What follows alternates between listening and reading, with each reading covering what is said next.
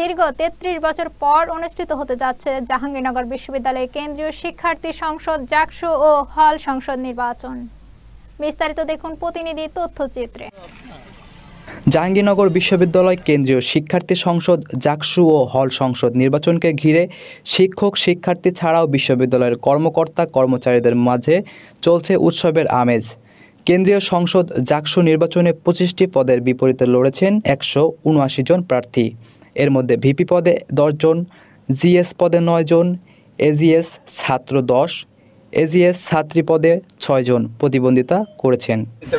আমরা এসেছি মূলত স্বতন্ত্র শিক্ষার্থীদের নিয়ে যে আমরা একটি জোট করেছি স্বতন্ত্র শিক্ষার্থী সম্মেলন নামে। সেই জোট থেকে আপনাদের কাছে সেই রাজনীতি বন্ধ করে আমরা একটি নয়া রাজনৈতিক বন্দোবস্ত করতে চেয়েছিলাম, কিন্তু প্রশাসন এবং বিভিন্ন রাজনৈতিক দলের চাপে আমরা সেটি করতে ব্যর্থ হয়েছি। তো 11 তারিখে যে নির্বাচন হবে সেই নির্বাচনে আমরা স্বতন্ত্র প্রার্থীদেরকে এবং যারা যেই পদের যোগ্য তাদেরকে একসাথে করে আমরা স্বতন্ত্র শিক্ষার্থী সম্মেলন নামে একটি জোট করেছি।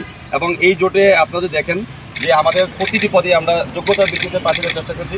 তো 11 তারিখের নির্বাচনে আপনাদের দোয়া চাই, পরামর্শ চাই এবং ভোট চাই। আশা করি আমাদের ভোট দিয়ে জয়যুক্ত করবেন এবং আপনাদের দাবি দেওয়াগুলো নিয়ে কথা বলার জন্য যে আমাদেরকে সর্বোচ্চ সেই সাপোর্ট করে দেবেন।